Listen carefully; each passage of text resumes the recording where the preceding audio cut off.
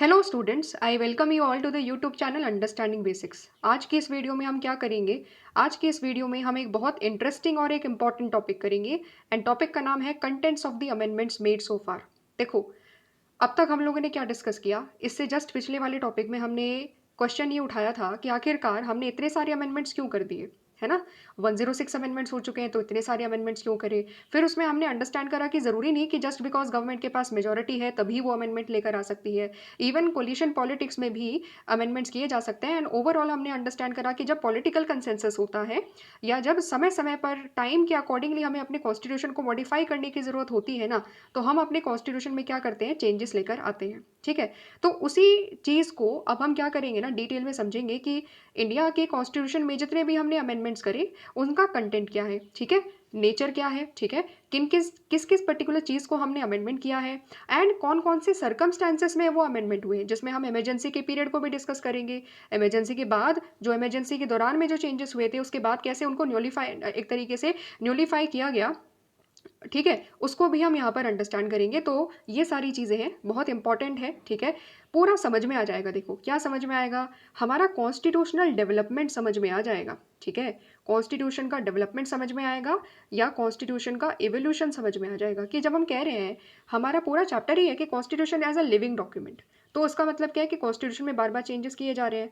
तो हम यहाँ पर नेचर ऑफ चेंजेस क्या क्या है, नेचर ऑफ अमेंडमेंट्स क्या क्या है, उसको जब हम समझेंगे ना तो पूरा समझ जाएंगे कि हमारा कॉन्स्टिट्यूशन में डेवलपमेंट कैसे हुआ, कौन कौन सी डेवलपमेंट हुई over the period of time and किस तरीके से हमारा कॉन्स्टिट्यूशन आखिरकार इवॉल्व होता है। ठीक है? समझ में आ गया? तो चलिए शुरू करते हैं। अगर हम अपने अमेंडमेंट्स की बात करें, कंटेंट ऑफ अमेंडमेंट्स की बात करें, तो amendments made so far can be classified into 3 groups. ठीक है? यहाँ पर हम लोग बेसिकली क्या बात करेंगे, जो जितने भी अब तक अमेंडमेंट्स हुए हैं, 106 अमेंडमेंट्स हैं, तो उनको हम 3 ग्रुप में डिवाइड कर सकते हैं। ठीक है? सबसे पहला जो कैटेगरी होता है जिसको हम लोग कहते हैं टेक्निकल या एडमिनिस्ट्रेटिव नेचर ऑफ अमेंडमेंट। ठीक है? ये है हमारी फर्स्ट कैटेगरी। इसके बाद हम लोग सेकेंड कैटेगरी अंडरस्टैंड करेंगे कि डिफरिंग इंटरप्रिटेशंस वाले अमेंडमेंट क्या होते हैं, जब पार्लियामेंट एंड जुडिशरी के बीच में अलग अलग इंटरप्रिटेशन हो जाती है कॉन्स्टिट्यूशन को लेकर, तो उसकी वजह से कौन कौन से अमेंडमेंट हुए। फिर थर्ड काइंड ऑफ अमेंडमेंट हम लोग समझेंगे पॉलिटिकल कंसेंसस, कि जब पॉलिटिकल पार्टीज एक साथ मिलकर कोई भी चेंज लेकर आना चाहती है, बड़ा पॉलिटिकल रिफॉर्म लेकर आना चाहती है, तो किस तरीके से फिर वो अमेंडमेंट करते हैं। ठीक है?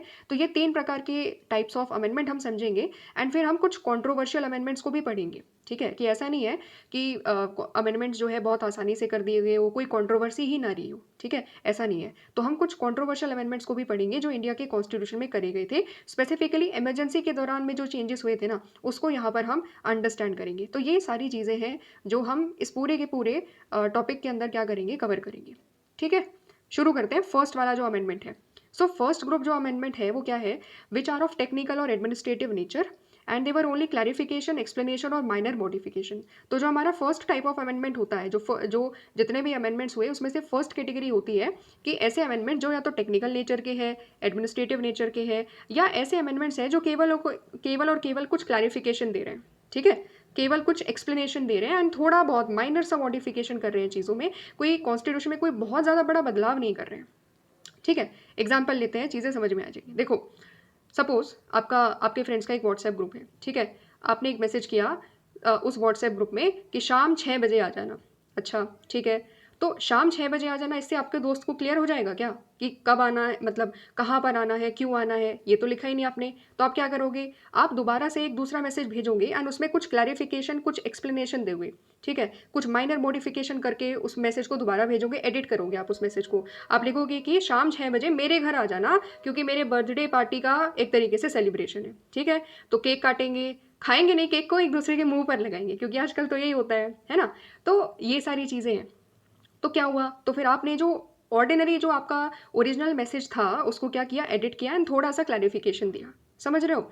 सेम टू सेम चीज़ यहाँ पर जो हम टेक्निकल अमेंडमेंट्स की बात करते हैं उसमें भी होती है। So these are the amendments only in the legal sense, but in the matter of fact they made no substantial differences to the provisions. यानी कि ये भी क्या है, ये जो ओरिजिनल कॉन्स्टिट्यूशन में जो चीज़ लिखी हुई है ना, उसमें थोड़ा सा बस क्या करेंगे, थोड़ा मोड़ा चेंज कर देंगे, माइनर मॉडिफिकेशन कर देंगे, कोई बहुत बड़ा सब्सटैंशियल डिफरेंस नहीं करेंगे कॉन्स्टिट्यूशन के प्रोविजन में।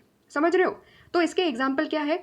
इसका एग्जाम्पल, सबसे पहला एग्जाम्पल है हमारा 15th अमेंडमेंट। ठीक है? 15th अमेंडमेंट में क्या हुआ, देखो, जो हाई कोर्ट के जजेस की जो एज ऑफ रिटायरमेंट थी ना, वो क्या कर दी गई, वो 60 से 62 ईयर्स तक के लिए कर दी गई, यानी कि 2 साल एक तरीके से इंक्रीज कर दी। तो खुद सोचो, क्या हाई कोर्ट की जजेस की पावर को हमने कोई चेंज करा क्या? नहीं, हमने तो कोई बड़ा चेंज नहीं करा, हमने केवल माइनर से चेंज कर दिया कि ठीक है, हम लोग क्या करेंगे, एज ऑफ रिटायरमेंट को 60 से 62 ईयर्स कर रहे हैं। समझ रहे हो? तो कोई substantial provision of the constitution में चेंज नहीं है, it is just a minor modification in the original constitution. Original constitution में जो ओरिजिनल प्रोविजन है उसमें थोड़ा सा चेंज कर दिया बस हम लोगों ने, ठीक है। सिमिलरली एक और एग्जांपल दिया हुआ है 55th अमेंडमेंट। तो 55th अमेंडमेंट में क्या होता है, सैलरीज ऑफ द जजेस of the high court and supreme court they were increase by the amendment. तो क्या किया भाई, जितनी पहले सैलरी मिल रही थी उससे थोड़ी सी क्या कर दी हमने, इंक्रीज कर दी। तो कोई बड़ा चेंज किया, सुप्रीम कोर्ट की पावर को चेंज किया हो, इंक्रीज कर दिया हो, किसी की पावर को डिक्रीज कर दिया हो, वो एक बहुत बड़ा चेंज हो जाता है ना। हमने वैसा कुछ नहीं करा, हमने बहुत माइन्यूट सा चेंज करा है, बहुत माइनर मॉडिफिकेशन करा। समझ में आ गया? तो इसको भी, ये हमारा दो एग्जाम्पल हम लोगों ने समझे, वो एग्जाम्पल जो कि थोड़ा सा क्या कर रहे हैं, माइनर मॉडिफिकेशन कर रहे हैं, ठीक है। दूसरा एक और एग्जाम्पल दिया हुआ है भाई। दूसरा एग्जाम्पल क्या दिया हुआ है, the provision regarding reserve seats in the legislature for scheduled caste and scheduled tribe. ठीक है, ओरिजिनली क्या हुआ था, ओरिजिनली जब हमारा कॉन्स्टिट्यूशन हमने इम्प्लीमेंट करा तो रिजर्वेशन ओरिजिनली 10 ईयर्स के लिए था। केवल कितने साल के लिए था, स्टार्टिंग में ये बोला गया था कि जो रिजर्वेशन होगा शेड्यूल्ड कास्ट शेड्यूल्ड ट्राइब्स के लिए लेजिस्लेचर में, ठीक है, लेजिस्लेचर में कितने साल के लिए होगा, 10 साल के लिए होगा, ठीक है। लेकिन हमें पता है कि 10 साल में तो ऐसा नहीं है कि SC और ST क्या करेंगे, पूरी एक तरीके से बाकी जनरल कैटेगरी के जितने स्ट्रांग हो जाएंगे और एक तरीके से पूरा जो हिस्टोरिकली उनके साथ डिस्क्रिमिनेशन हुआ है वो एक तरीके से हम उसको कंपनसेट कर देंगे, ऐसा तो नहीं होने वाला। तो फिर हमने क्या करा, over the period of time हर 10 साल में हमने क्या करा, ये जो प्रोविजन था उसको क्या किया, बार बार एक्सटेंड किया। तो हमने अपने कॉन्स्टिट्यूशन में हर 10 साल के बाद अमेंडमेंट किया एंड रिजर्वेशन को फिर और नेक्स्ट 10 ईयर्स के लिए क्या किया है, हम लोगों ने एक्सटेंड किया है, ठीक है। तो क्या हो रहा है, बेसिकली जो स्टार्टिंग में प्रोविजन 10 साल के लिए था उसको हम लोग बार बार अमेंडमेंट्स लेकर आ रहे हैं and we are saying that कि ये 10 साल के लिए और चलेगा। फिर उसके बाद जब टाइम पीरियड 10 साल का कंप्लीट हो जाता है फिर उसके बाद लेकर आ जाते हैं से हम कहते हैं कि ये 10 साल और चलेगा। समझ रहे हो? तो ये भी क्या है, तो ओरिजिनल प्रोविजन में तो कोई डिफरेंस नहीं है ना कॉन्स्टिट्यूशन में। ऐसा तो नहीं कि हम रिजर्वेशन को हटा दे रहे हैं या फिर रिजर्वेशन की परसेंटेज कम कर दे रहे हैं, है ना। SC ST के लिए जितनी सीट्स थी उसमें कोई चेंज कर रहे हैं, नहीं। कोई ये है, ये वो अगर होता तो वो that would be a substantial difference in the provision of the constitution, वो बहुत बड़ा चेंज हो जाता। बट ये क्या है, ये बहुत छोटा सा चेंज है, that is why it is only a technical amendment, ठीक है। समझ रहे हो? यहाँ तक समझ में आ गई बात। अब एक और एग्जाम्पल यहाँ पर दिया हुआ है। यहाँ पर जो एग्जाम्पल दिया हुआ है वो है प्रेसिडेंट ऑफ इंडिया की पावर्स को लेकर के, ठीक है। देखो, नॉर्मली हमें पता है जब हमने प्रेसिडेंट चैप्टर को अंडरस्टैंड करा, ठीक है, तो उसमें क्या है होता है कि प्रेसिडेंट क्या होते हैं, प्रेसिडेंट एक तरीके से ऑफिशियल हेड होते हैं, ठीक है, लेकिन प्रेसिडेंट नॉमिनल हेड होते हैं। रियल हेड कौन होता है, रियल हेड प्रधानमंत्री एंड काउंसिल ऑफ मिनिस्टर्स एक तरीके से होते हैं, है ना। समझ रहे हो? तो उनके पास क्या है, नॉमिनल पावर होती है। अच्छा, तो इसीलिए हमें पता भी है कि जो प्राइम मिनिस्टर है एंड काउंसिल ऑफ मिनिस्टर है वो क्या करेंगे, जो भी वो डिसीजन देंगे, जो भी वो डिसीजन मेकिंग करेंगे, प्रेसिडेंट क्या करेंगे, उसके द्वारा मानेंगे, उस पर्टिकुलर चीज़ को प्रेसिडेंट मानेंगे और उसके द्वारा अबाइड करेंगे। नॉर्मली सिंपल सी ये बात थी, ठीक है। तो ओरिजिनली भी ये चीज़ कॉन्स्टिट्यूशन में लिखी हुई थी कि प्रेसिडेंट क्या करेंगे, council of minister prime minister के द्वारा जो भी बात बताई गई है they would abide by that. So in the original constitution parliamentary government में the president would normally abide by the advice of council of minister, ये लिखा हुआ था। लेकिन होता क्या है, इस पर्टिकुलर चीज़ को ना 42nd अमेंडमेंट एक्ट के द्वारा क्या किया जाता है, स्पेसिफिकली लिखा जाता है, बहुत क्लैरिफाइड तरीके से लिखा जाता है। क्या लिखा जाता है कि बेसिकली 42nd अमेंडमेंट में आर्टिकल 74(1) को अमेंड किया जाता है और ये क्लैरिफाई किया जाता है that advice of the council of minister will be binding. क्या शब्द ऐड कर दिया गया, बाइंडिंग। पहले देखो बाइंडिंग नहीं था, ठीक है, पहले बाइंडिंग नहीं शब्द था, फिर उसके बाद हमने और ज़्यादा एक तरीके से स्ट्रेंथन करने के लिए इस पर्टिकुलर चीज़ को कि नहीं, जो council of minister prime minister बोलेंगे वो मानना ही पड़ेगा, इस चीज़ को और ज़्यादा क्लैरिफाई कर दिया। एंड हम लोगों ने 42nd अमेंडमेंट के द्वारा आर्टिकल 74 को हमने अमेंड किया and we have added this particular word which is binding, ठीक है। तो advice of the council of minister will be binding on the president, मतलब president shall act in accordance with the advice of council of minister, ठीक है। इसका मतलब बात वही है, देखो कंटेंट में एक तरीके से जो मीनिंग है ना उसमें क्या हुआ है, पहले में बहुत ज़्यादा क्लैरिफिकेशन नहीं था कि बाइंडिंग शब्द जैसा एक बहुत बड़ा एक तरीके से स्ट्रॉन्ग वर्ड नहीं था। हमने क्या करा, मतलब 42nd अमेंडमेंट में 1976 में जो ये लेकर के आया गया during the time of emergency, तो उस दौरान ये बोल दिया गया कि वह बाध्य है, मानना ही पड़ेगा। तो ये क्या हो गया, बहुत ज़्यादा स्ट्रॉन्ग तरीके से एक तरीके से कह दिया कि prime minister and council of minister की बात प्रेसिडेंट को माननी ही पड़ेगी। ठीक है, समझ रहे हो? तो रियलिटी में कोई बहुत ज़्यादा बड़ा डिफरेंस नहीं है, क्योंकि स्टार्टिंग से ही जब से आज़ाद हुए हम लोग, because we are having a parliamentary government, हमें पता है कि रियल एग्जीक्यूटिव कौन है, प्राइम मिनिस्टर है, काउंसिल ऑफ मिनिस्टर है, तो सारा काम वही करेंगे। बस प्रेसिडेंट को क्या करना है, प्रेसिडेंट को जो prime minister council of minister बोलेंगे वो करना है। बट 42nd अमेंडमेंट ने क्या करा, और ज़्यादा एक तरीके से क्या कर दिया, स्पेसिफाई कर दिया, और ज़्यादा क्या कर दिया, क्लैरिफाई कर दिया कि नहीं भाई बाइंडिंग है। ठीक है, मतलब एक तरीके से बहुत स्ट्रॉन्ग वर्ड दे दिया। ठीक है, समझ रहे हो? तो the amendment was only by way of explanation. ठीक है, ये केवल एक तरीके से क्या है, एक्सप्लेनेशन का एक दूसरा तरीका है कि एक स्ट्रॉन्ग एक्सप्लेनेशन, ठीक है, एक स्ट्रॉन्ग रीजन एक तरीके से यहाँ पर दे दिया गया। समझ रहे हो? इसको देखो लाइटली अगर हमें एग्जाम्पल से समझे ना, तो जनरली क्या होता है कि घर में जब खाना बनाने की बात आती है तो चलती किसकी है, मम्मी की चलती है ना? तो अगर सपोज मम्मी एक दिन ये बोले कि अब से क्या होगा, अब से हफ्ते में 2 से 3 दिन तोरी, करेला, पत्ता गोभी, दाल, यही सारी सब्जियां बनेंगी। ठीक है, सपोज, तो आप क्या बोलोगे? तो आप ये बोलोगे कि इसमें ये अलग से क्लैरिफाई करने की क्या ज़रूरत थी, ये अलग से बताने की क्या ज़रूरत थी कि ये बनेगी, क्योंकि ज़्यादातर तो यही बनती है। ठीक है, अब तो ऑलरेडी क्योंकि आप ही खाना बनाते हो, तो आप तो ऑलरेडी ये सारी सब्जियां बनाते हो जो जनरली हम बच्चों को पसंद नहीं होती है ना? तो समझ रहे हो? लेकिन फिर भी जब मम्मी स्पेसिफिकली बोल देगी कि अब तो यही बनेगा, तो ये क्या है, ये एक तरीके से बताने की कोशिश है कि देखो चलेगी तो एट द एंड मेरी, है ना? तो सेम टू सेम चीज़ यहाँ पर भी करी गई है कि हमें पता है कि प्रेसिडेंट को माननी किसकी बात है, प्रेसिडेंट को माननी है council of minister, prime minister की। लेकिन बस क्लैरिफाई करने के लिए ये चीज़ क्या कर दी गई, स्पेसिफिकली अमेंडमेंट कर दिया, एक्सप्लेनेशन के जरिए कुछ नया शब्द बाइंडिंग जैसा स्ट्रॉन्ग वर्ड और ऐड कर दिया। ठीक है, समझ रहे हो? तो ये क्या है, ये हमने फर्स्ट एक टाइप ऑफ अमेंडमेंट पढ़ा, विच इज़ टेक्निकल अमेंडमेंट, या एक तरीके से एडमिनिस्ट्रेटिव टेक्निकल अमेंडमेंट ही बेसिकली उसको कहा जाता है, जिसमें थोड़ी बहुत क्लैरिफिकेशन, थोड़े बहुत एक्सप्लेनेशन एंड थोड़े बहुत माइनर मॉडिफिकेशन किए जाते हैं। कोई बहुत बड़ा चेंज नहीं किया जाता। ठीक है, जो चीज़ें पहले से चलती हुई आ रही थी सेम टू सेम वही चलती है, बस छोटे मोटे हम चेंजेस करते हैं। समझ रहे हो? तो कॉन्स्टिट्यूशन में इस फर्स्ट टाइप ऑफ अमेंडमेंट की वजह से कोई बहुत बड़ा चेंज नहीं आता है। ओके, अब सेकेंड टाइप ऑफ अमेंडमेंट क्या है? सेकेंड टाइप ऑफ अमेंडमेंट्स जो होते हैं वो होते हैं because of differing interpretation. Differing interpretation मतलब क्या है? हमें पता है कि कॉन्स्टिट्यूशन में क्या है, कॉन्स्टिट्यूशन का इंटरप्रिटेशन करना होता है। ठीक है, तो कॉन्स्टिट्यूशन को अमेंड करने की पावर किसके हाथ में है, पार्लियामेंट के हाथ में है।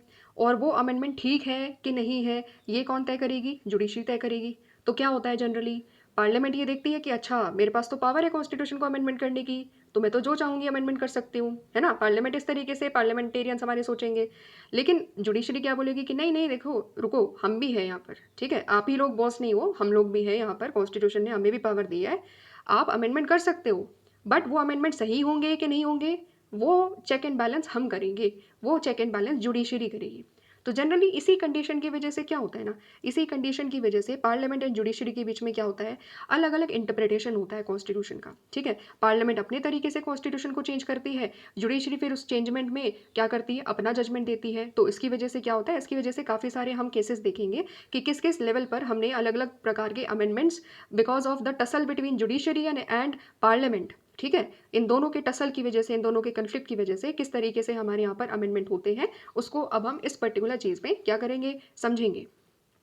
सो क्या बोला हुआ है, number of amendments are the products of different interpretations of constitution given by judiciary and the government of the day. ठीक है, जुडिशरी अपना खुद का जजमेंट देती है, गवर्नमेंट अपना खुद अमेंडमेंट लेकर आती है, because article 368 gives the power to the government of India कि वो क्या कर सकती है, वो अमेंडमेंट लेकर आ सकती है। ठीक है, तो यहाँ पर क्या हो रहा है कि जुडिशरी एंड गवर्नमेंट के बीच में हम टसल देखने की एक तरीके से टसल देखेंगे। ठीक है, तो जनरली क्या होता है, Parliament did not agree with the judicial interpretation and therefore sought to amend the constitution to overcome the ruling of judiciary.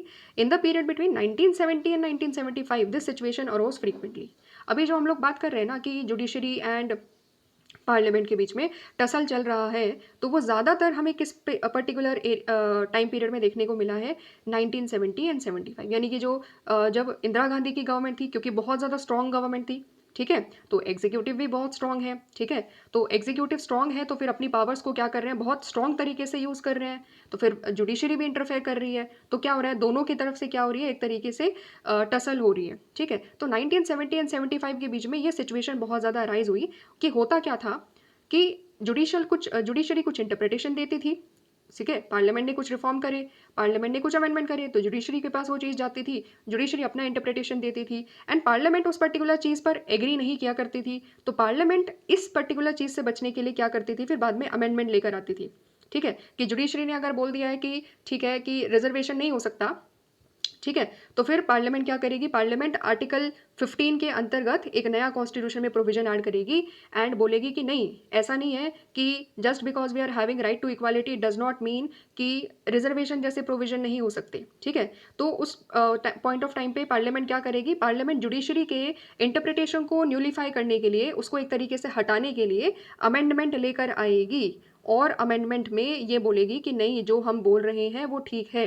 ठीक है, समझ रहे हो? तो इस ये जो सारे अभी हम जो केसेस पढ़ेंगे ना, ठीक है, ये चीज़ और ज़्यादा क्लैरिफाई कैसे हो जाएगी कि पार्लियामेंट एंड जुडिशरी किन किन बातों पर एक तरीके से टसल हो रही थी, दोनों के बीच में कौन कौन सी चीज़ों पर हो रही थी 1970 से 75 तक के बीच में, ये हम एग्जाम्पल्स के जरिए पढ़ेंगे। ठीक है, तो और ज़्यादा ये चीज़ क्लियर हो जाएगी। तो बेसिकली क्या है, बहुत सारे इश्यूज़ हैं, बहुत सारे इश्यूज़ हैं of the difference between judiciary and parliament. सबसे पहला जो हमें समझना होगा यहाँ पर, वो है the relationship between fundamental rights and DPSP.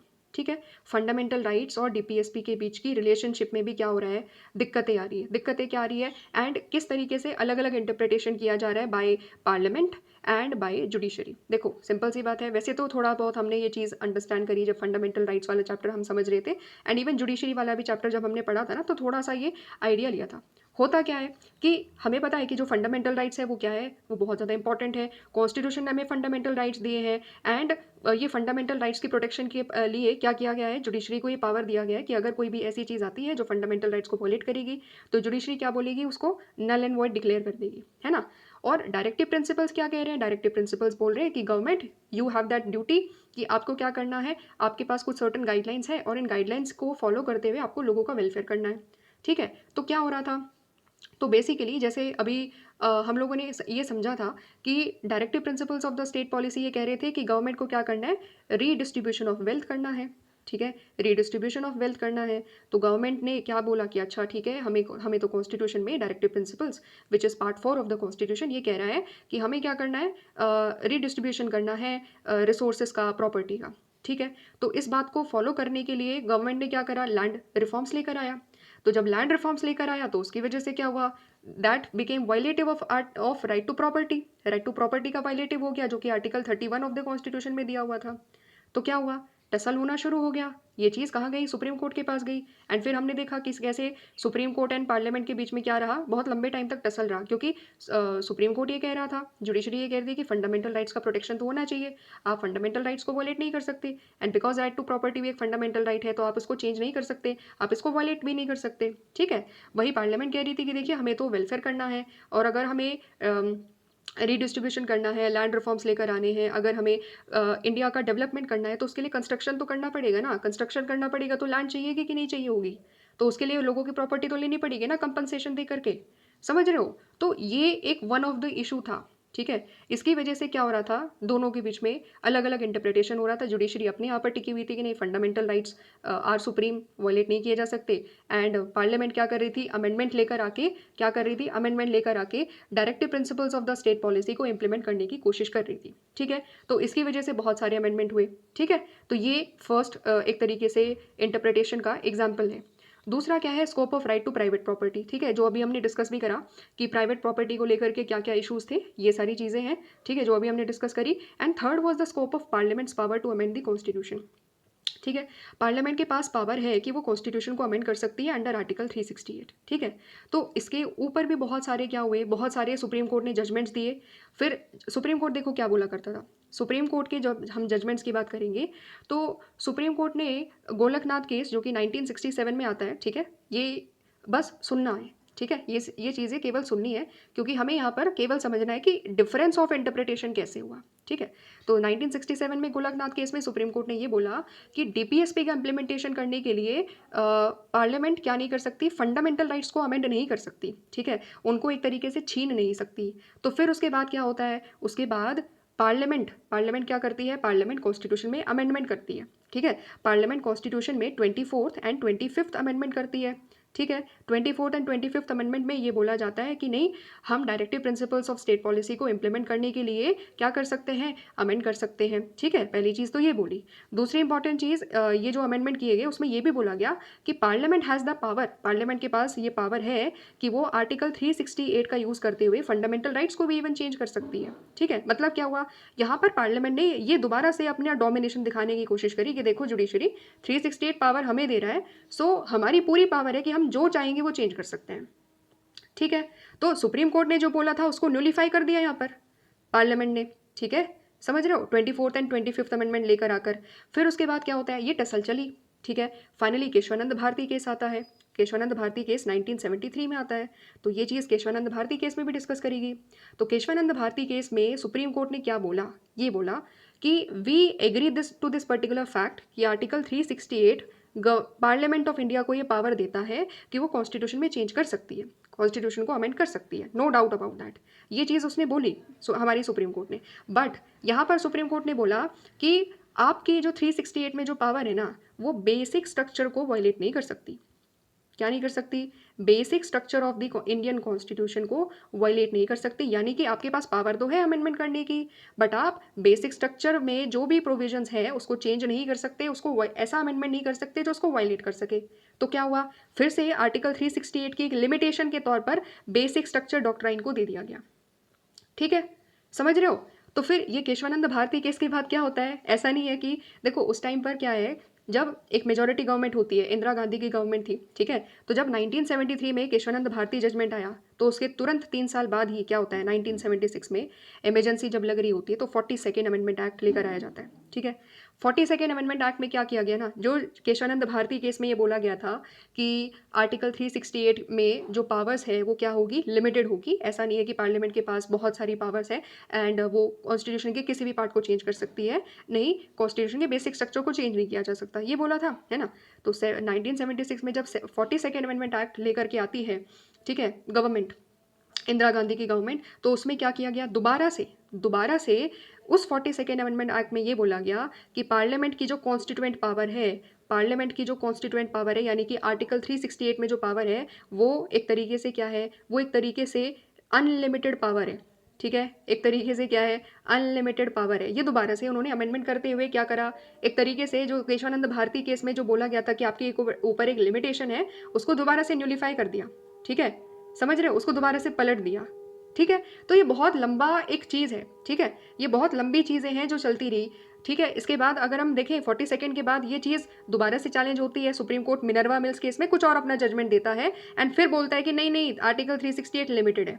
समझ रहे हो, तो क्या हो रहा है, पार्लियामेंट कह रही है कि नहीं हमारी पावर बहुत ज़्यादा है, जुडिशरी कह रही है कि नहीं तुम्हारी पावर बहुत ज़्यादा नहीं है, लिमिटेड है तुम्हारी power to amend the constitution. तो ये बहुत लंबे टाइम तक चीज़ें चलती रही एंड इसकी वजह से क्या देखा हम लोगों ने, बार बार सुप्रीम कोर्ट अपना इंटरप्रिटेशन अलग दे रहा है चीज़ों पर एंड पार्लियामेंट अमेंडमेंट के द्वारा बार बार अमेंडमेंट पर अमेंडमेंट लेकर आकर सुप्रीम कोर्ट के जजमेंट्स को न्यूलिफाई कर रही है।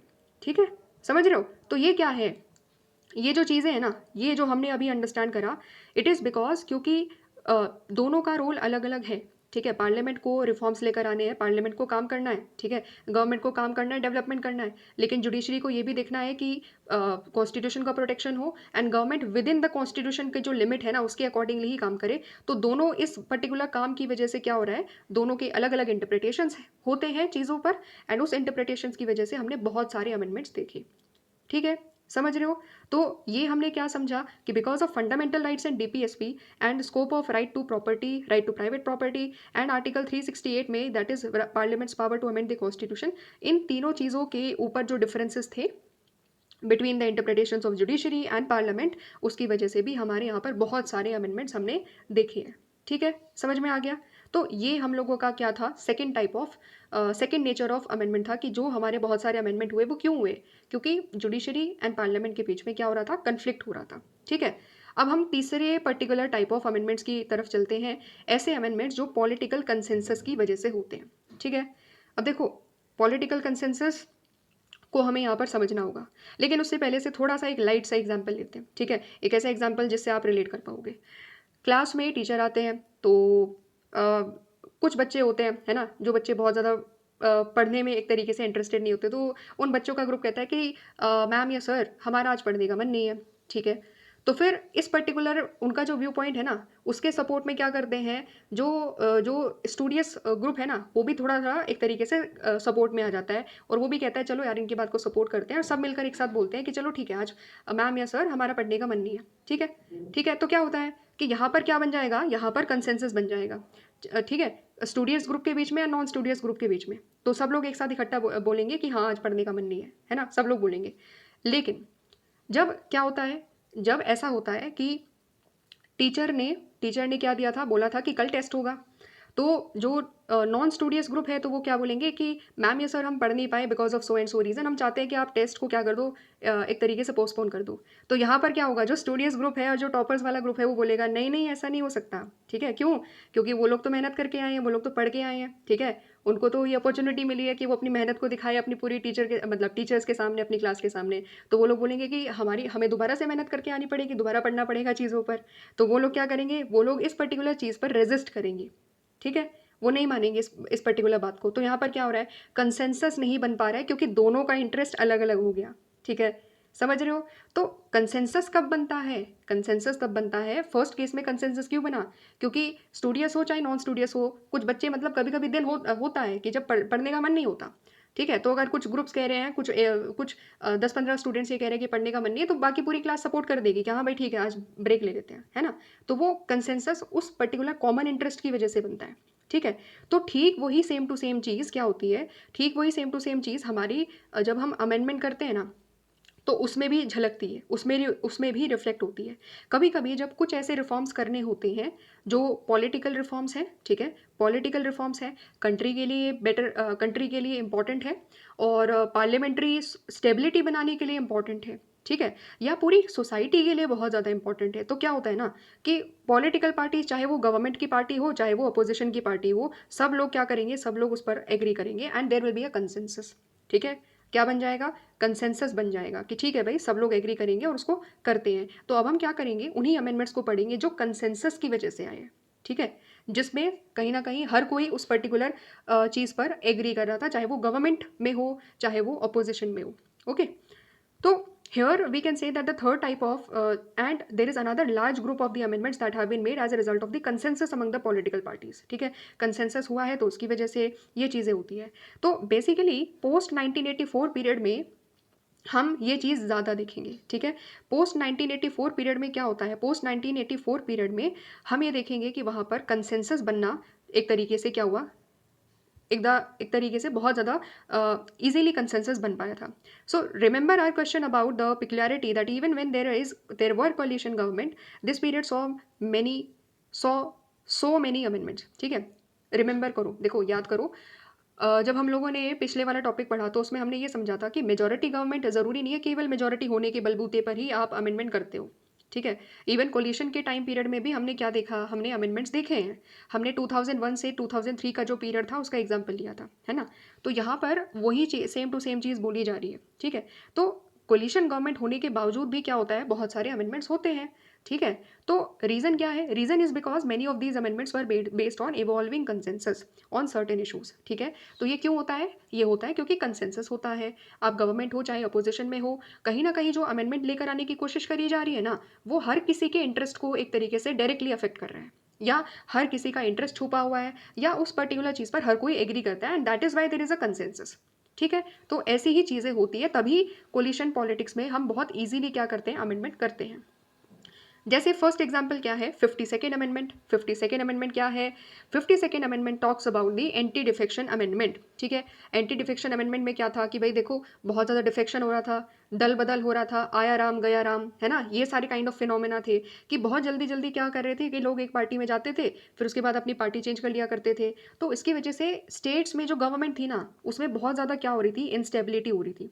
ठीक है, खासतौर पर जो सेंटर में जो पार्टी थी वो अपनी पावर का, अपने इन्फ्लुएंस का इस्तेमाल करती थी एंड स्टेट गवर्नमेंट में जहाँ पर दूसरी पार्टी की सरकार है, उनके कुछ एमएलएस को खरीद लिया करती थी या उनको इन्फ्लुएंस कर लिया करती थी। ठीक है, पैसे दे करके या अदर काइंड ऑफ इन्फ्लुएंस एक तरीके से लेकर क्या करती थी, उस पर्टिकुलर अपोजिशन पार्टीज़ की जो स्टेट में गवर्नमेंट है उसको गिरा दिया करती थी। ठीक है, तो ये बहुत ज़्यादा चीज़ें एक तरीके से डिस्टर्बिंग थी। ठीक है, तो इस पर्टिकुलर चीज़ पर क्या हुआ, हर पार्टी कहीं ना कहीं इस पर कंसेंसस बना चुकी थी कि देखो ये चीज़ नहीं होनी चाहिए। ठीक है, क्योंकि ये एक तरीके से पॉलिटिशियंस को भी जनता की नज़रों में क्या कर देती है, गिरा देती है कि देखो बार बार क्या हो रहा है, किसी और चीज़ की लालच में क्या हो रहा है कि लोग अपनी लगातार पार्टीज बदल रहे हैं, है ना। तो एंटी डिफेक्शन अमेंडमेंट इसीलिए लेकर के आया गया। एंड क्या होता है फिर कि एंटी डिफेक्शन अमेंडमेंट बहुत एक तरीके से स्ट्रॉन्ग कंसेंसस के साथ पास होता है, क्योंकि हर पार्टी सेंटर में जब पार्लियामेंट में ये चीज़ पर्टिकुलर चीज़ लेकर के आई गई तो लगभग हर पार्टी इस पर्टिकुलर चीज़ से एग्री करती थी कि हाँ ये चीज़ होनी चाहिए, बिकॉज ये पॉलिटिकल रिफॉर्म है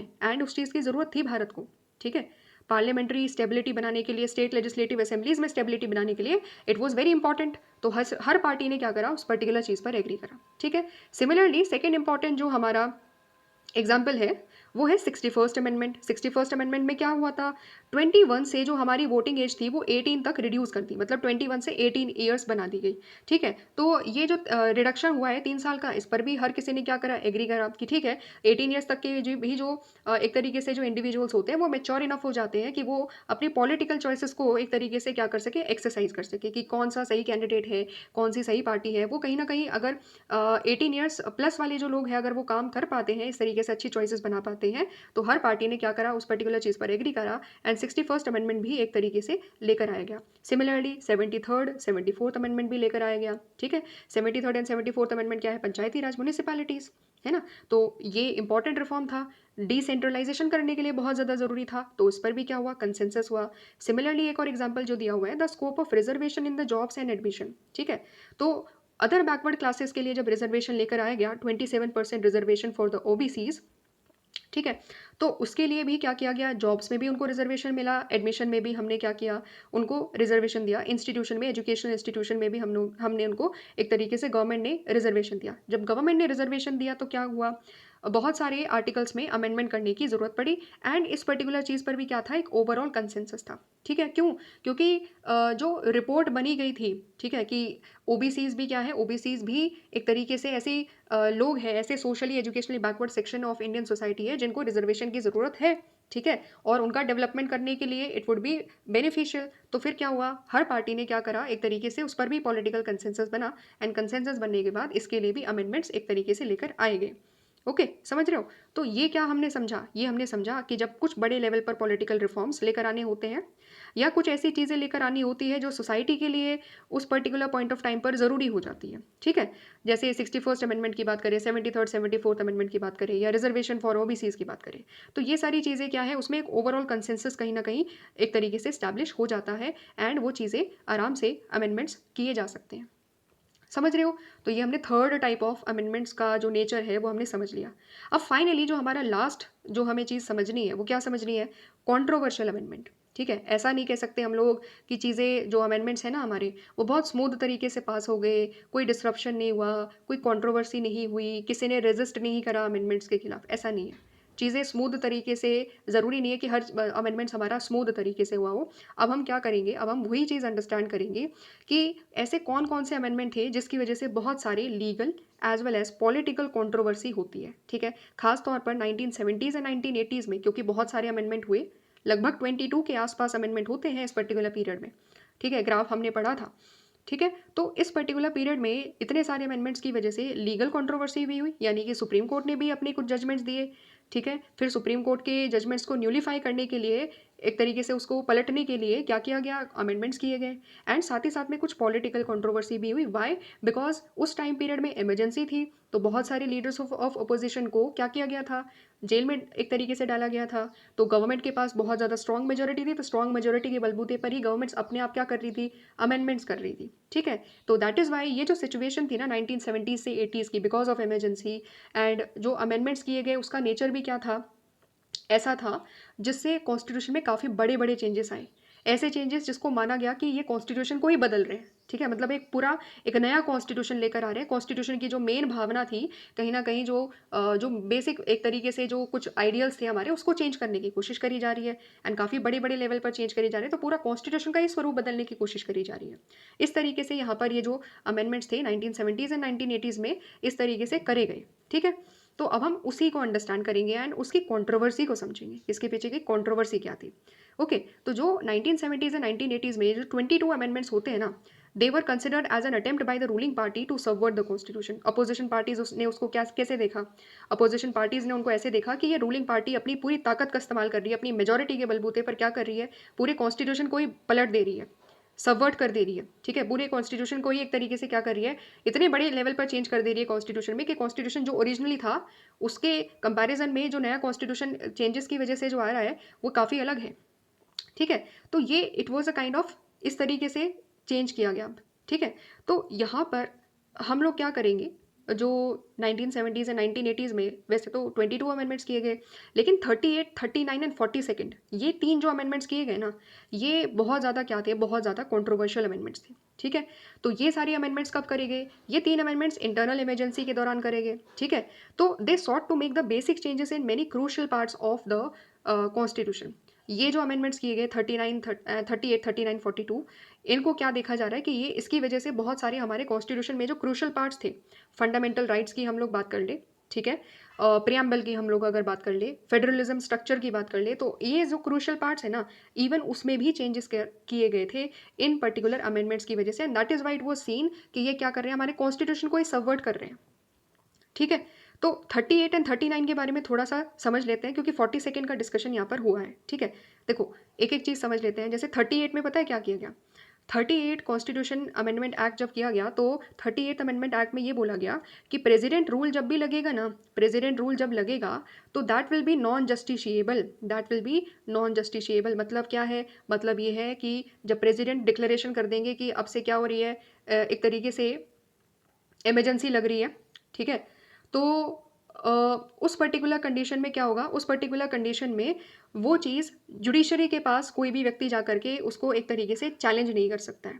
ठीक है, पहला ये 38th अमेंडमेंट एक्ट की वजह से किया गया। तो क्या हुआ at the end, judicial review की जो पावर थी कि जुडिशरी कोई भी एग्जीक्यूटिव कोई काम कर रहा है तो उसको चैलेंज किया जा सकता है जुडिशरी में, एंड जुडिशरी उसको क्या देख सकती थी, रिव्यू कर सकती थी। तो वो पावर यहाँ से छीनने की कोशिश करी गई। ठीक है, सिमिलरली 39th अमेंडमेंट में क्या होता है, 39th अमेंडमेंट जब किया जाता है तो उस पॉइंट ऑफ टाइम में उसमें क्या बोला जाता है, उसमें ये बोला जाता है कि जो प्राइम मिनिस्टर है या जो प्रेसिडेंट है या जो वाइस प्रेसिडेंट है या फिर जो स्पीकर है, इनके इलेक्शन के रिगार्डिंग अगर अगर कोई भी डिस्प्यूट होगा ना तो उसको चैलेंज नहीं किया जा सकता जुडिशरी में। फिर से क्या हुआ, फिर से यहाँ पर एक तरीके से जुडिशरी के जो जुडिशियल रिव्यू की जो पावर थी वो क्या छीन ली गई, इन सभी केसेस में छीन ली गई एक तरीके से, कि prime minister, president, vice president, speaker की जो इलेक्शन के रिगार्डिंग कोई भी डिस्प्यूट है तो उसको तो चैलेंज ही नहीं किया जा सकता, जुडिशियल रिव्यू की पावर यहाँ पर खत्म हो गई। ठीक है, तो ज़्यादातर केसेस में पता है आप क्या देखोगे, ज़्यादातर केसेस में यहाँ पर जो जुडिशरी की जो पावर्स थी ना, जुडिशरी जो एक तरीके से जुडिशरी एंड पार्लियामेंट के बीच में जो पिछले 1970s ऑनवर्ड से 75 तक जो डिस्प्यूट चल रहा था ना, कि जुडिशरी कोई भी चीज़ पार्लियामेंट लेकर आती थी तो जुडिशरी उसको क्या कर देती थी, एक तरीके से न्यूलीफाई कर दे, मतलब एक तरीके से उसको बोलती थी कि ये गलत है ना, तो फिर पार्लियामेंट अपनी अमेंडमेंट पावर लेकर आती थी, है ना। तो वही उसी का ही ये चीज़ रिजल्ट है। ठीक है, उसी के टसल की वजह से जब इमरजेंसी लगाई गई तो इमरजेंसी में पावर का इस्तेमाल किया गया, पावर का इस्तेमाल किया गया तो अमेंडमेंट ऐसे ही करेंगे कि जुडिशरी की जो पावर थी ना, जुडिशियल रिव्यू, जिसकी वजह से बार बार जुडिशरी जो भी इंदिरा गांधी की गवर्नमेंट कुछ अमेंडमेंट लेकर आती थी तो उसको क्या बोलती थी, अनकॉन्स्टिट्यूशनल, तो वो पावर ही छीन ली यहाँ पर। ठीक है, काफ़ी सारी एरियाज में वो पावर ही यहाँ पर छीनने की कोशिश करी गई है, समझ रहे हो। तो ये चीज़ थी। अब हम डीपली क्या अंडरस्टैंड करेंगे, अब हम डीपली 42nd अमेंडमेंट को समझेंगे। 42nd अमेंडमेंट को पता है क्या बोला जाता है, 42nd अमेंडमेंट को मिनी कॉन्स्टिट्यूशन भी बोला जाता है। ठीक है, मिनी कॉन्स्टिट्यूशन क्यों बोला जा रहा है, क्योंकि इसमें 42nd अमेंडमेंट में इतने रिफॉर्म्स किए गए, इतने बड़े बड़े एरियाज में रिफॉर्म्स करे गए, be it fundamental rights, be it federalism, ठीक है, फंडामेंटल ड्यूटीज़ को ऐड करना हो, कॉन्स्टिट्यूशनल अमेंडमेंट की पावर्स में कुछ चेंजेस लेकर के आने हो, जुडिशियल रिव्यू की पावर्स को छीनना हो, इतने सारे चेंजेस किए गए, इतने बड़े बड़े चेंजेस किए गए कि इस एक तरीके से इसको बोला गया इट इज़ लाइक री राइटिंग ऑफ द कॉन्स्टिट्यूशन, कि कॉन्स्टिट्यूशन को दोबारा से लिखा गया है 42nd अमेंडमेंट में। ठीक है, इतने सारे अलग अलग लेवल्स पर अलग अलग आर्टिकल्स को हमने क्या कर दिया, मतलब इंदिरा गांधी की गवर्नमेंट ने क्या कर दिया, during the time of emergency change कर दिया। ठीक है, तो उसको क्या बोला जाता है, मिनी कॉन्स्टिट्यूशन इसीलिए बोला जाता है क्योंकि बहुत बड़े चेंजेस यहाँ पर इस अमेंडमेंट के द्वारा करे गए। तो यहाँ पर क्या होता है, 42nd अमेंडमेंट को एक वाइड रेंजिंग अमेंडमेंट के तौर पर देखा जाता है। ठीक है, एक वाइड रेंजिंग मतलब इसका इम्पैक्ट बहुत सारे आर्टिकल्स ऑफ इंडियाज कॉन्स्टिट्यूशन पर था। तो पहली चीज़ क्या है, पहली चीज़ जो हमें जाननी है वो ये है that it was an attempt to override the ruling of the supreme court given in the Keshavananda Bharati case. ठीक है। केशवानंद भारती केस में जो रूलिंग दी गई थी ना, उसको ओवरराइड करने के लिए, एक तरीके से उसको पलटने के लिए ये अमेंडमेंट किया गया। ठीक है, इसको समझते हैं। वैसे तो हमने थोड़ा सा डिस्कस किया है, लेकिन थोड़ा सा समझते हैं दोबारा से। केशवानंद भारती केस में सुप्रीम कोर्ट ने क्या बोला, बेसिक स्ट्रक्चर डॉक्ट्राइन की बात कर दी कि देखो, parliament you have the power to amend the constitution, but you can't do such kind of amendment which is violating the basic structure of the Indian constitution. ठीक है, मतलब पार्लियामेंट के पास पावर है अमेंडमेंट की, लेकिन बेसिक स्ट्रक्चर ऑफ द जो constitution का जो बेसिक स्ट्रक्चर है ना, जो बेसिक फीचर्स है ना, उसको चेंज नहीं कर सकती, उसको वायलेट नहीं कर सकती इंडिया की पार्लियामेंट। समझ रहे हो? तो इसके बदले में क्या होता है, जब ये चीज़ हो जाती है 1973 में, तो फिर 1976 में गवर्नमेंट आती है 42nd अमेंडमेंट के साथ। ठीक है, अच्छा, तो 42nd अमेंडमेंट में क्या बोला गया, इसी चीज़ को न्यूलिफाई करने के लिए यहाँ पर बोला गया, दोबारा से अपनी जो आर्टिकल 368 की जो पावर थी ना, उसको दोबारा से बताया गया। पार्लियामेंट ने जब अमेंडमेंट किया गया 42nd में, तो ये बोला that there is no limitation on the power of the parliament under article 368। पहली चीज़ ये बोली कि 368 में कोई लिमिटेशन नहीं है। मतलब क्या है, 368 में 368 की पावर के ऊपर कोई लिमिटेशन नहीं है, एंड गवर्नमेंट अगर चाहेगी तो गवर्नमेंट किसी भी पार्ट को एक तरीके से क्या कर सकती है, अमेंड कर सकती है। पहली चीज़ ये बोली। ठीक है, सिमिलरली इसमें एक और चीज़ ये बोली कि अगर अगर पार्लियामेंट कोई भी particular part of the India's constitution को चेंज करती है, तो वो चीज़ जुडिशियल रिव्यू में नहीं आएगी, that would be beyond judicial review. ठीक है, मतलब उस पर्टिकुलर चीज़ पर कोर्ट रिव्यू नहीं कर सकती कि वो चीज़ सही है या गलत है। ठीक है, समझ रहे हो? तो फिर से जुडिशियल रिव्यू की पावर लेने की कोशिश करेगी।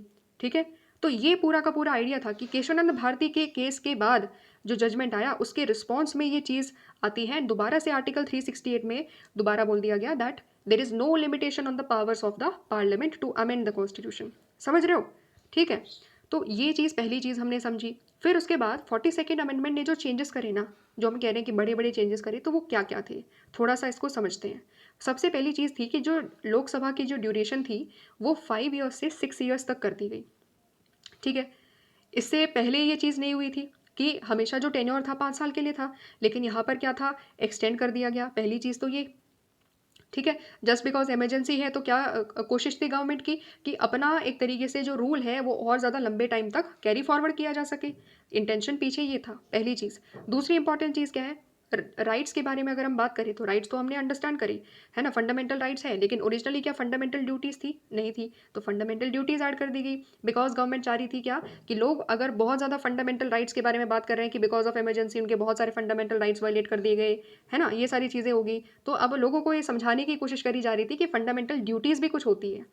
ठीक है, तो ये इसकी वजह से क्या हुआ, part 4A of the Indian constitution में क्या किया जाता है, हमारी जो फंडामेंटल ड्यूटीज़ है उनको क्या कर दिया जाता है, एक तरीके से ऐड कर दिया जाता है। आर्टिकल 51A है ना, हाँ, फंडामेंटल ड्यूटीज़, तो वो चीज़ यहाँ पर ऐड कर दी गई। फिर उसके बाद और क्या होता है, that 42nd amendment also put the restrictions on the review powers. ठीक है, जो review power of the judiciary थी, उस पर क्या कर दिया गया, एक तरीके से रिस्ट्रिक्शन लगा दी गई। अभी जैसे हमने अंडरस्टैंड करा कि जो 42nd अमेंडमेंट में क्या बोला गया था कि अगर कोई फंडामेंटल राइट को एक तरीके से चेंज किया जा रहा है, ठीक है, डीपीएसपी को इम्प्लीमेंट करने के लिए, या वैसे भी नॉर्मली अगर चेंज किया जा रहा है, तो फिर उस पर्टिकुलर चीज़ में जुडिशियल रिव्यू की पावर नहीं लागू होगी, यानी कि वो चीज़ चैलेंज नहीं करी जा सकती सुप्रीम कोर्ट में। तो वो पावर भी एक तरीके से क्या कर दी गई, रिस्ट्रिक्शन लगा दी गई। Okay, so it was set that at this point of time that this amendment was practically a rewriting of the many parts of the original constitution. जो ओरिजिनल कॉन्स्टिट्यूशन में जो पावर्स थी ना, उसको क्या कर दिया गया, उसको एक तरीके से बहुत ज़्यादा क्या किया गया, अपनी पावर को, गवर्नमेंट ने अपनी कहीं ना कहीं खुद की पावर को इंक्रीज़ कर दिया गया, एंड जुडिशियल रिव्यू की जो पावर्स थी उसको क्या करा गया, जुडिशरी के पावर्स को कम करने की कोशिश करेगी, एंड अपनी पावर्स को बढ़ाने की कोशिश करेगी कि अंडर आर्टिकल 368 पार्लियामेंट जो चाहेगी वो अमेंडमेंट कर सकती है। ठीक है, फिर उसके बाद क्या होता है, प्रियम्बल में चेंजेस किए गए। प्रियम्बल में 3 वर्ड्स ऐड किए गए। कमेंट करके बताना अगर किसी को पता हो कि प्रियम्बल में जो चेंजेस करे गए, कौन से वर्ड्स ऐड करे गए थे आफ्टर 42nd अमेंडमेंट। साथ ही साथ 7 schedule of the constitution. 7 schedule क्या है, distribution of power between centre and the state. तो होता क्या है, स्टेट से अगर मैं सही हूँ तो लगभग 5 सब्जेक्ट्स के आसपास क्या किए जाते हैं, 5 सब्जेक्ट्स के आसपास क्या किए जाते हैं, सेंटर लिस्ट में नहीं, कॉन्करेंट लिस्ट में ट्रांसफ़र किए जाते हैं। ठीक है, तो स्टेट से जो पावर है वो कहाँ डाली जा रही है, वो कॉन्करेंट लिस्ट में पावर डाली जा रही है। ठीक है, तो ये क्या हुआ, स्टेट्स की पावर को क्या कर दिया गया, स्टेट्स के पास जो पावर थी वो क्या कर दी गई, वो एक तरीके से यहाँ पर जो सब्जेक्ट्स थे ना स्टेट्स के पास, वो कम हो गए। ठीक है, और कॉन्करेंट लिस्ट में चीज़ें डाल दी, क्योंकि कॉन्करेंट में स्टेट एंड सेंटर दोनों बना सकते हैं। तो at the end power extra किसके पास आई? सेंटर के पास आई। ठीक है, समझ रहे हो? तो ये चीज़ यहाँ पर कर दी गई। फिर इसके अलावा जो 53 articles of the India's constitution है उसमें क्या करे? चेंजेस करे। मतलब लगभग लगभग अगर आप देखोगे तो जो 53 आर्टिकल्स है कॉन्स्टिट्यूशन में उसमें क्या किया गया? चेंजेस किया गया। ओके, तो many MPs belonging to the opposition parties they were in jail when this amendment was passed in the parliament. तो क्या बोला जा रहा है कि बहुत सारे एमपीज कहाँ थे? अपोजिशन पार्टीज के जो एमपीज थे, जैसे हमने डिस्कस किया कि वो जेल में थे जब ये अमेंडमेंट्स को क्या किया जा रहा था? पास किया जा रहा था। तो इस बैकड्रॉप में क्या होता है? इस बैकड्रॉप में ये सारे चेंजेस गवर्नमेंट ने अपने आप कर दिए, क्योंकि भाई गवर्नमेंट के पास काफ़ी मेजोरिटी थी। तो गवर्नमेंट आराम से जो है 273 सीट्स एज वेल एज जो 2/3 ऑफ द मेजोरिटी वोट्स चाहिए वो भी लेकर आ पा रही थी। तो फिर क्या होता है? ये सारे चेंजेस तो कर दिए गए। फिर उसके बाद जब 1977 में इलेक्शन होती है एंड जो कांग्रेस थी वो डिफीट हो जाती है एंड जनता पार्टी की सरकार आती है, तो न्यू गवर्नमेंट क्या करती है? न्यू गवर्नमेंट अपने दो अलग अलग प्रकार के अमेंडमेंट लेकर आती है, and that was 43rd and 44th amendment. तो 43rd एंड 44th अमेंडमेंट्स जब लेकर के आए गए तो फिर क्या होता है? तो फिर यहाँ पर 43rd and 44th amendment act की वजह से जो 38, 39th एंड जो 42nd अमेंडमेंट्स थे उनका जो इफेक्ट्स था ना, उनको क्या कर दिया गया? उनको एक तरीके से चेंज करने की कोशिश करेगी। मतलब सीधी सी बात है कि 38, 39 एंड 42nd में जो बहुत ज़्यादा जुडिशरी की पावर्स को छीन लिया गया था, बहुत सारे अलग अलग चेंजेस करे गए थे, उनको एक तरीके से न्यूलीफाई करने की कोशिश करेगी, वापस से पलटने की कोशिश करेगी, and the constitutional balance was restored by these amendments. और फाइनली जो कॉन्स्टिट्यूशन में जो बैलेंस था कि जुडिशरी की भी पावर्स थी वो दोबारा से रिस्टोर करेगी।